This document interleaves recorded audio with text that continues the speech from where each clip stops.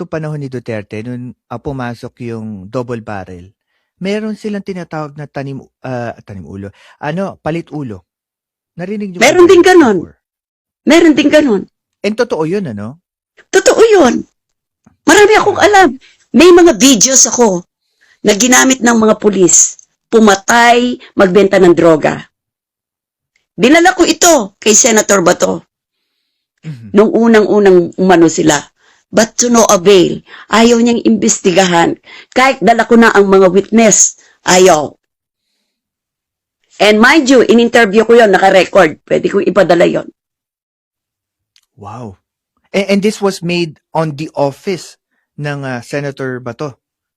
Yes, dinala ko yung witness ko, main witness, yung taga-tukhang ng mga pulis at asset ng pulis na pinagbebenta nila ng droga. Dala ko sa kanya. Pero ayaw ni Bato kasi pulis ang tatamaan. He protect the police because sila ang may pakana nitong tanim droga, tanim 38, EJK. So ayaw niya maimbestigahan.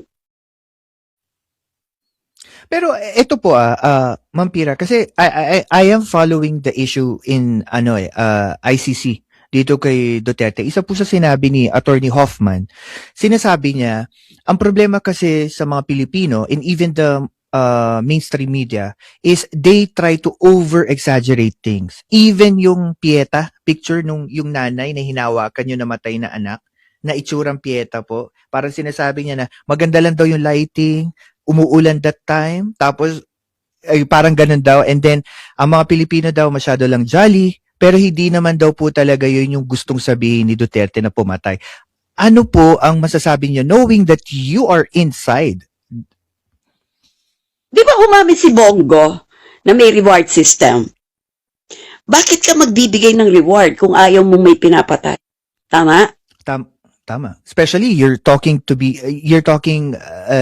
representing your office as a senator. You're not just talking about Exactly. private citizen. I can prove it to you because I have recorded everything. Wow. Kaya malakas ang loob ko magsalita. Kaya hindi ako takot kahit kanino. Grabe. Ang bigat po, ma'am. Alam niyo po, Ma'am Pira, when I was researching about yung issue sa ICC last year, kasi last year po ako nag-start ulit na mag-vlog, kinilabutan po ako sa mga narinig ko. Kasi I had the chance to speak with one of magulang nung namatay na EJK victim. I think from Visayas or Mindanao po siya. Meron talagang deliberate attempt from the government and all of the influence na meron mga Duterte to even not talk about their issue. Patayin yung issue sa social media. And nakakatawa pa doon, even the barangay captains were given money just for them not to talk about it. Grabe, sabi ko, I never even thought na mangyayari yun. Duterte pa.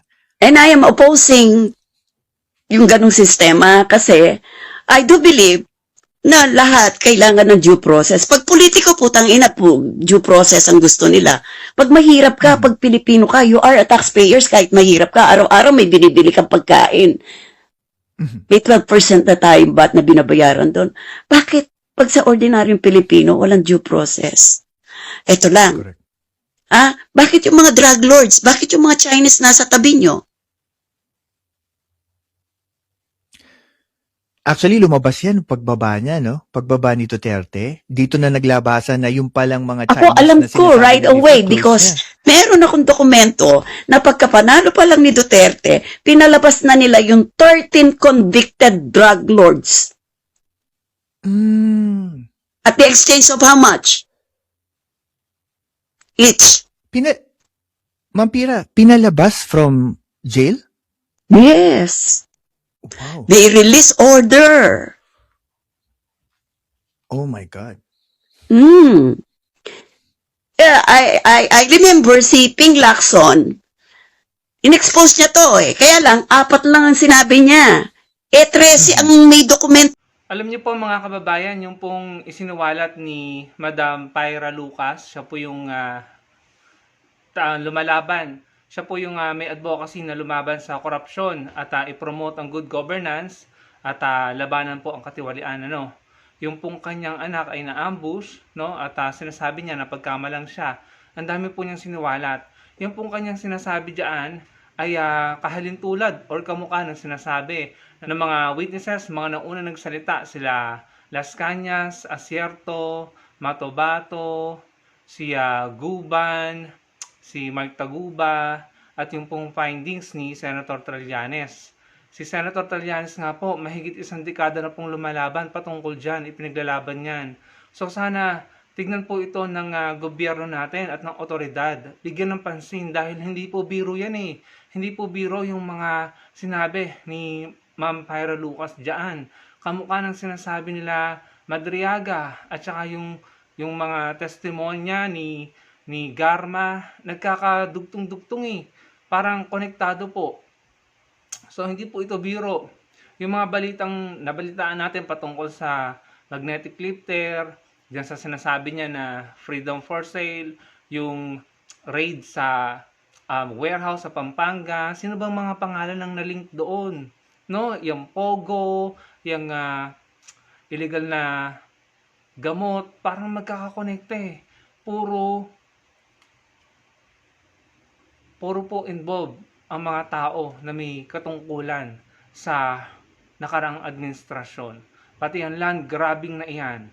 Meron pong nabanggit sa Ma'am Pyra Lucas na yung sa land grabbing, hindi lamang po si Harry Roque ang involved dito. Maraming mataas na opisyal ng dating nakarang administrasyon ang nabanggit niya. At sa tingin ko, hindi lamang po yung kampo ni Sara Duterte ang takot na magtestimonya si Madriaga sa impeachment trial. Pati yung mga pwede pang mabanggit nito na malalaking politiko, congressman na di umano'y sangkot sa land grabbing, no, nung nakaraang administrasyon.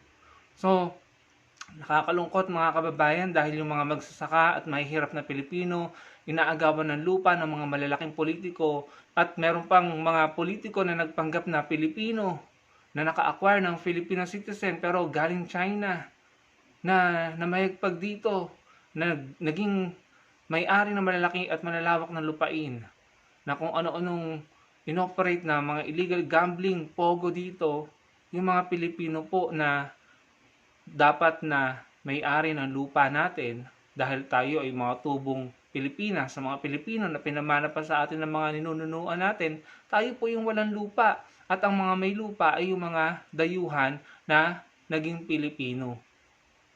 Namayagpag po sila mga kababayan noong nakarang administrasyon.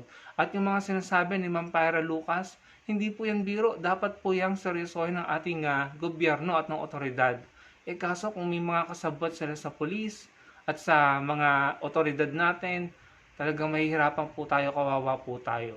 Ang tagal na pong lumalaban ni Senator Trillanes. Kaya ako, talagang pinunteriya nila si Senator Trillanes, pinahina nila gamit ang kasinungalingan at fake news para yung tao ayawan si Senator Trillanes pero wala silang napatunayan laban kay Senator Trillanes. Hanggang ngayon, naninindigan lumalaban para labanan ng katiwalian.